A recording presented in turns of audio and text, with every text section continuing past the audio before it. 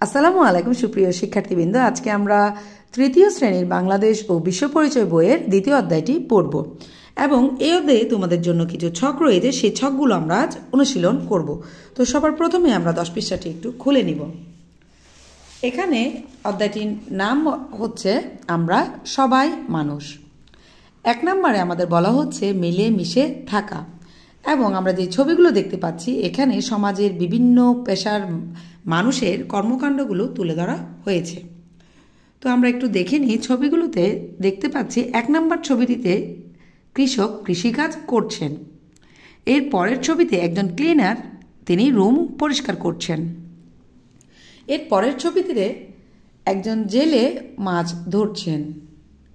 4 নম্বর ছবিটিতে আমরা দেখতে পাচ্ছি ডাক্তার রোগীকে চিকিৎসা করছেন। এর পরের ছবিটিতে একজন শিক্ষক ছাত্রদের পড়াচ্ছেন। সর্বশেষ যে ছবিটি রয়েছে সেখানে আমরা দেখতে পাচ্ছি একজন রিক্সা চালক রিক্সা চালাচ্ছেন। তো এই ছবিটির মাধ্যমে আমরা বুঝতে পারছি সমাজের প্রত্যেক পেশার মানুষেরই কাজের কিন্তু গুরুত্ব রয়েছে। প্রত্যেকেই তার নিজ নিজ কাজগুলো সম্পাদন করেন এবং এর মধ্যে কোনো একজন যদি তাদের কাজ না করতেন তবে আমাদের প্রত্যেকেরই সমস্যায় পড়তে হতো। তো এজন্য আমরা সমাজের প্রত্যেক পেশাকে সম্মানের চোখে দেখব। নিচের দিকে আমাদের আরও 2টি ছবি দেখানো হচ্ছে। প্রথম ছবিটি হলো ক্ষুদ্র নৃগোষ্ঠী ও বাঙালি। আমরা কিন্তু বাংলাদেশে বিভিন্ন ধর্ম, গোত্র, গোষ্ঠীর মানুষ মিলেমিশে একসাথে বসবাস করি এবং সকল গোষ্ঠী এবং গোত্রের মানুষের কিন্তু সমান মর্যাদা পাওয়ার অধিকার রয়েছে। এই যে ছবিতে তোমরা দেখতে পাচ্ছ, বাঙালি এবং ক্ষুদ্র নৃগোষ্ঠীর লোকেরা কিন্তু একসাথে কাজ করছে। এর পরের ছবিটিতে আমরা দেখতে পাচ্ছি বিশেষ চাহিদা সম্পন্ন একজন ব্যক্তিকে, অর্থাৎ একজন ছাত্রকে অন্য ছাত্রছাত্রীরা তারা সাহায্য করছে, কারণ সে বিশেষ চাহিদা সম্পন্ন একজন ব্যক্তি। তো সমাজে এমন অনেক ব্যক্তি রয়েছে যারা সক্ষম নন, তাদের প্রতি আমরা অবশ্যই শ্রদ্ধাশীল হব এবং তাদের প্রতি সহানুভূতিপূর্ণ মনোভাব পোষণ করব। এরপরে আমরা 10 নম্বর পৃষ্ঠাটি একটু দেখে নেব। 10 নম্বর পৃষ্ঠায় আমাদের জন্য কিছু ছবি রয়েছে। এখানে কিছু আমরা উৎসবের ছবি দেখতে পাচ্ছি। 1 নম্বর যে ছবিটি সেটি হলো মুসলিম ধর্মাবলম্বীদের একটি প্রধান ধর্মীয় উৎসব ঈদের ছবি। এর পরের ছবিটি হলো হিন্দু ধর্মাবলম্বীদের একটি ধর্মীয় উৎসবের ছবি, দুর্গাপূজার ছবি। এর পরেরটি হলো একটি বৌদ্ধ পূর্ণিমার ছবি, অর্থাৎ বৌদ্ধ ধর্মাবলম্বীদের একটি উৎসব। সর্বশেষ যে ছবিটি আমরা দেখতে পাচ্ছি এটি হলো খ্রিস্টান ধর্মাবলম্বীদের একটি উৎসব, বড়দিন, একটি বড়দিনের ছবি। তো এখানে আমরা বিভিন্ন ধর্মাবলম্বী জনগোষ্ঠীর উৎসবের ছবিগুলো দেখছি এবং তোমরা জানো বাংলাদেশে কিন্তু এই সকল ধর্মীয় উৎসবগুলো কিন্তু পালন হয় এবং আমরা একে অপরের উৎসবে যাই, অংশগ্রহণ করি। তো নিচে আমাদের বলা হচ্ছে ছবিগুলো পর্যবেক্ষণ করে তার আলোকে সমাজের সদস্যদের বিভিন্নতা নিচের ঘরে লিখি। এই যে ছবিগুলো আমরা দেখলাম, এই বিভিন্ন ছবিতে আমরা কি কি দেখলাম সেই বিষয়গুলো আমাদের এখানে তুলে ধরতে হবে।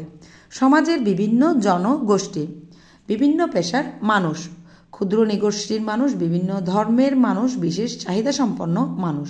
তো বিভিন্ন পেশার মানুষের কাজগুলো যে আমরা দেখলাম সেগুলো আমরা এখানে লিখে নিব। কৃষক কৃষিকাজ করেন, জেলে মাছ ধরেন, শিক্ষক পড়ান, ডাক্তার রোগীর চিকিৎসা করেন।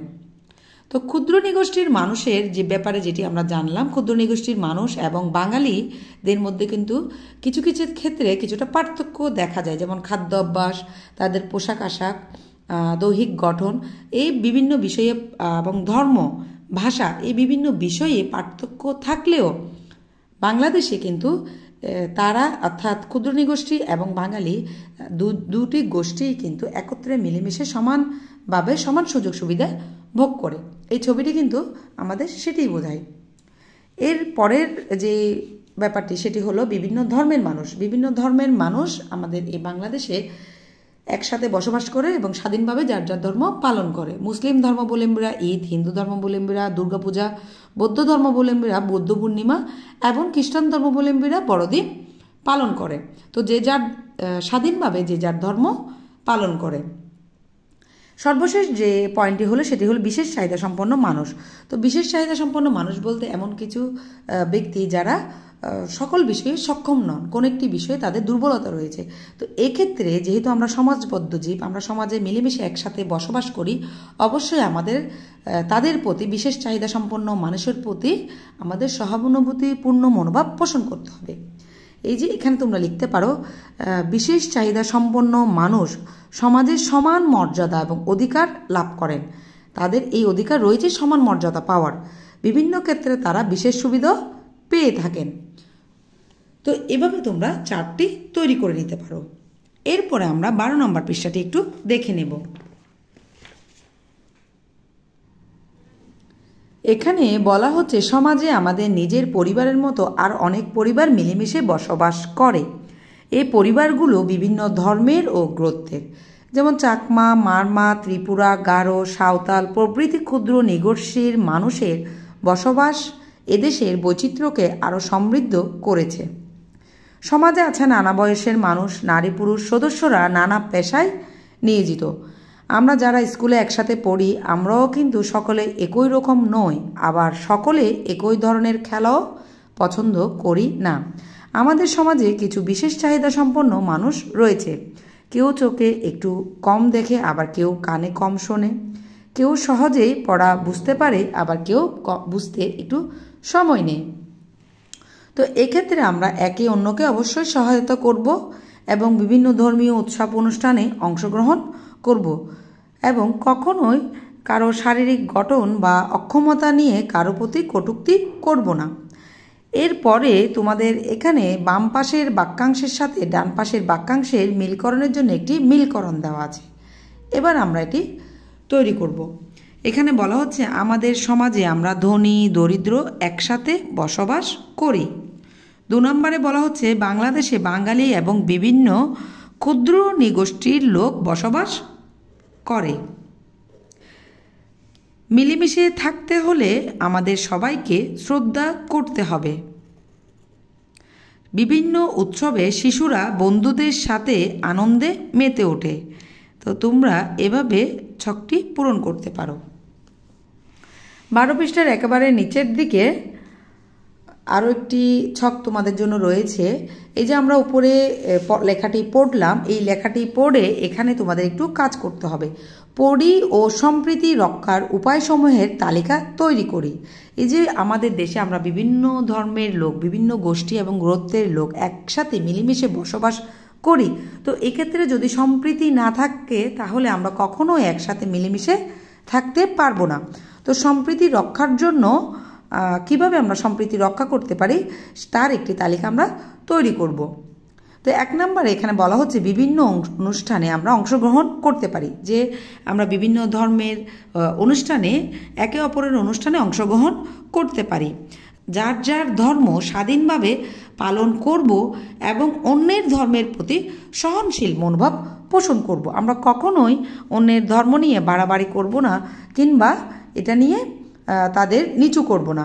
সকল পেশার প্রতি আমরা সম্মান দেখাবো, কারণ প্রত্যেক পেশারই কিন্তু গুরুত্ব রয়েছে। কোনো পেশাকে আমরা ছোট করে দেখব না। বিভিন্ন ধর্ম এবং গোত্রের মানুষের মধ্যে সহযোগিতাপূর্ণ মনোভাব রাখব। তাদেরকে সবসময় সহযোগিতার হার বাড়িয়ে দিব এবং নিজেও এতে আমরা সহযোগিতা পাব। এতে আমাদের সম্প্রীতি আরও দৃঢ় হবে। বিশেষ চাহিদা সম্পন্ন যে মানুষেরা রয়েছে তাদের প্রতি আমরা যত্নশীল মনোভাব দেখাবো। তো এই চার্টটি তোমরা এভাবে তৈরি করে নিতে পারো। এরপরে আমরা 13 পৃষ্ঠার কাজগুলো করে নেব। এখানে বলা হচ্ছে নিচের বাক্যগুলো পড়ি, কোন কাজগুলো করব এবং কোন কাজগুলো করব না তা শ্রেণীকরণ করি, সংশ্লিষ্ট নম্বরগুলো ছকে লিখি। এখানে কিছু কাজের তালিকা দেওয়া হচ্ছে। 1 নম্বর কাজটি একটু আমরা পড়ে নিই। ইহান একজন বয়স্ক লোককে রাস্তা পার হতে সহায়তা করছে।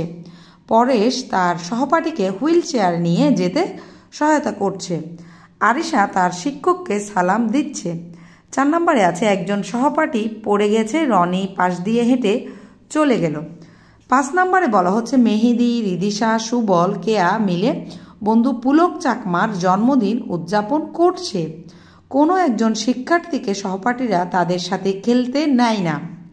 নাজিফা একজন ক্ষুধার্ত ব্যক্তিকে খাবার দিচ্ছে। 8 নম্বরে রয়েছে অনেক সময় কেউ কেউ সহপাঠীদেরকে ব্যঙ্গ করে। এখানে এগুলো বিভিন্ন কাজের কথা বলা হচ্ছে। এবার নিচে তোমাদের একটি ছক দেওয়া আছে, কোন কাজগুলো আমরা করব এবং কোন কাজগুলো আমরা করব না সেই নাম্বারগুলো আমরা এখানে লিখব। যেমন এই যে 1 নাম্বার কাজটি রাস্তা পার হতে সহায়তা করছে, এই কাজটি আমরা অবশ্যই করব। এরপরে 2 নাম্বার যেটি হলো সহপাঠীকে সাহায্য করা, এই কাজটিও আমরা করব, এই জন্য আমরা 2 নাম্বারটিও এখানে লিখে নিয়েছি। 3 নাম্বার কাজটিও আমরা করব, যেটি হচ্ছে শিক্ষককে সালাম দিচ্ছে, এজন্য 3 নাম্বার নাম্বারটি আমরা এখানে লিখে নিলাম। এরপরে 5 নাম্বার যেটি আছে, এখানে রিদিশা সুবল কেয়া মিলে পুলক চাকমার, অর্থাৎ পুলক চাকমা কিন্তু একজন ক্ষুদ্র নিগোষ্ঠীর মানুষ, তবে তারা তার জন্মদিন উদযাপন করছে। তো এক্ষেত্রে আমরা মিলেমিশে থাকব, এতে সম্প্রীতি আরও দৃঢ় হবে। তো এই কাজটিও আমরা করব বলে এই 5 নাম্বার আমরা এখানে লিখে নিব। সর্বশেষ এই 7 নাম্বার কাজটিও আমরা করব, নাজিফা একজন ক্ষুধার্ত ব্যক্তিকে খাবার দিচ্ছে। তো এই কাজটিও আমরা করব বলে এই 7 নাম্বার এখানে আমরা লিখে নিব। 8 নাম্বার, 4 নাম্বার এবং 6 নাম্বার যে কাজগুলো রয়েছে, এই যে যেমন 6 নাম্বার সহপাঠীকে তাদের সাথে খেলতে নেয় না, সহপাঠীদেরকে ব্যঙ্গ করে, এই কাজগুলো আমরা কখনোই করব না। এজন্য এই কাজগুলোর নাম্বারগুলো আমরা এই ছকে তুলে নিলাম। এরপরে আমরা 14 পৃষ্ঠার কাজগুলো একটু দেখে নিই। 14 পৃষ্ঠায় আমাদের জন্য কিছু ছবি আছে। এখানে বলা হচ্ছে ছেলে মেয়ে সবাই সমান। তো 1 নম্বর ছবিতে আমরা দেখতে পাচ্ছি এখানে একটি মেয়ে হাঁস মুরগিকে খাবার দিচ্ছে, আবার একটি ছেলে গরুকে খাবার দিচ্ছে এবং একজন মহিলা গরুর দুধ দহন করছে। 2 নম্বর ছবিতে আমরা দেখতে পাচ্ছি একটি ছেলে তার পড়ার টেবিলটি গুছিয়ে রাখছে। 3 নম্বর ছবিতে আমরা দেখতে পাচ্ছি একজন পুরুষ একজন মহিলা রান্নাঘরে মিলেমিশে একসাথে কাজ করছে, অর্থাৎ একজন আরেকজনকে সহযোগিতা করছে। 4 নম্বর ছবিতে আমরা দেখতে পাচ্ছি তারা ছেলে মেয়ে 2 জন মিলেমিশে তাদের বিছানা গুছাচ্ছে। 5 নম্বর ছবিতে আমরা দেখতে পাচ্ছি মেয়েটি তার বাবাকে গাছ লাগানোর কাজে অর্থাৎ বাগান পরিচর্যার কাজে সাহায্য করছে। তো এখানে আমরা কিছু কাজের বর্ণনা দেখতে পাচ্ছি। তো এই কাজগুলো নিয়ে আমরা পরের পৃষ্ঠায় কিছু ছক পূরণ করব। তো 15 নম্বর পৃষ্ঠাটি আমরা একটু দেখে নেব। এখানে বলা হচ্ছে পূর্বের পৃষ্ঠার ছবিগুলো পর্যবেক্ষণ করি। তো আমরা ছবিগুলো দেখলাম এতক্ষণ, কোন কাজ ছেলেরা এবং কোন কাজ মেয়েরা করছে তা নিচের ছকে লিখি। তো কাজগুলো আমরা এবার লিখে নিব। একটু খেয়াল করো, এখানে বলা হচ্ছে ছেলেদের কাজ আর এখানে মেয়েদের কাজ। তো ছেলেদের কাজগুলো আমরা একটু দেখি। গরুকে খাবার দিচ্ছে, পড়ার টেবিল গোছানো, রান্নার কাজে সাহায্য করছে, বিছানা গোছানো। আবার মেয়েরা করছিল হাঁস মুরগিকে খাওয়ানো, গরুর দুধ দহন করছে, আবার রান্নার কাজ করছে, বিছানা গোছানো, গাছের যত্ন নেওয়া। তো এখানে আমরা ছেলে মেয়ের কাজগুলো আলাদা আলাদা করে দেখালাম। এরপরে আরও কিছু কাজ রয়েছে। ছবিগুলোর আলোকে কোন কাজ ছেলে ও কোন কাজ মেয়ে উভয়ে করতে পারে, অর্থাৎ কোন কোন কাজগুলো ছেলে মেয়ে দুজনই করতে পারে তার নিচের ছকে লিখি। তো উভয়ে করতে পারে এমন কাজগুলো আমি এখানে একটি তালিকা তৈরি করে নিয়েছি। যেমন গৃহপালিত পশু পাখি যদি থাকে, পশু হাঁস মুরগি এগুলো থাকলে তারা দুজনই অর্থাৎ ছেলে মেয়ে দুজনই কিন্তু এগুলো যত্ন নিতে পারে, এদের খাওয়াতে পারে। আবার মা বাবা মাকে রান্নার কাজে সাহায্য করতে পারে, এটি ছেলে এবং মেয়ে দুজনই করতে পারে। এরপর বিছানা, পড়ার টেবিল, বইপত্র ইত্যাদি এগুলো সাজানো এবং গোছানো কিন্তু ছেলে মেয়ে দুজনই করতে পারে। সর্বশেষ আরেকটি কাজ আমি লিখেছি, গাছ লাগানো কিংবা বাগান করার কাজ, গাছের পরিচর্যার কাজ, এগুলোও কিন্তু ছেলে মেয়ে উভয়ই কিন্তু মিলেমিশে করতে পারে। এভাবে তোমরা ছকটি তৈরি করে নিতে পারো। এরপর আমরা 16 পৃষ্ঠার কাজগুলো একটু দেখে নিব।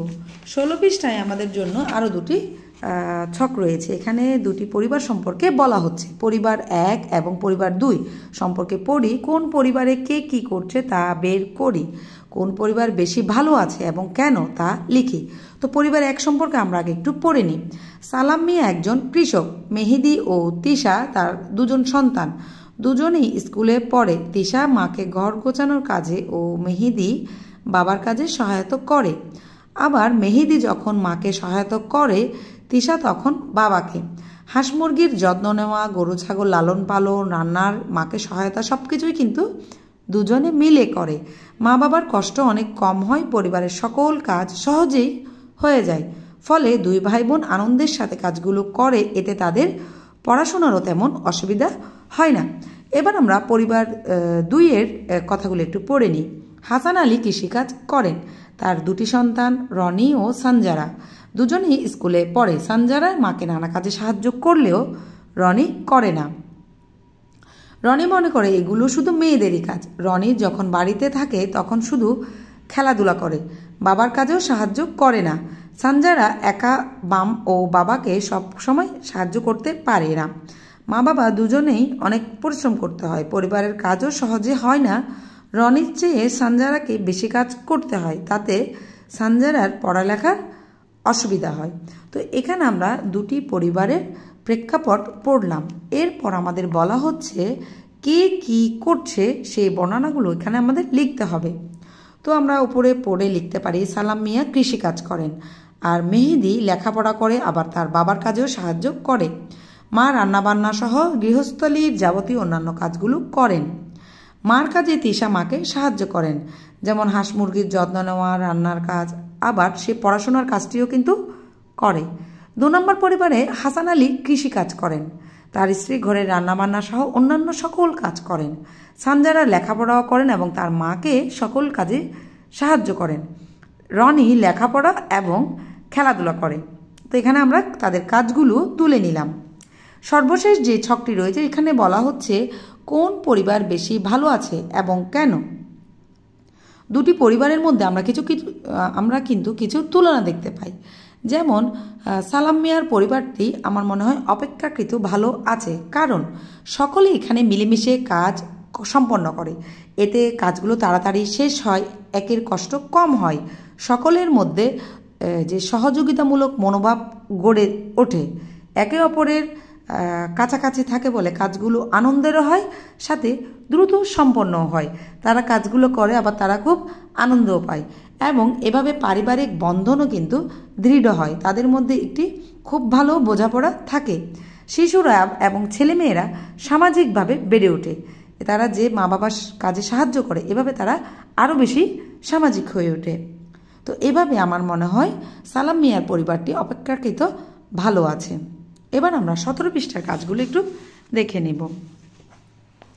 17 পৃষ্ঠায় উপরের দিকে আমাদের জন্য আর কিছু রয়েছে, যেমন পরিবারের ছেলে মেয়ে সবাই বাস করে, তো সকলের কিন্তু সমান অধিকার রয়েছে। ছেলে ও মেয়ে সকলেই বাসার ও বাইরে কাজ করতে পারে এবং ছেলে ও মেয়ে সকলেরই সকল কাজ করার যোগ্যতা রয়েছে।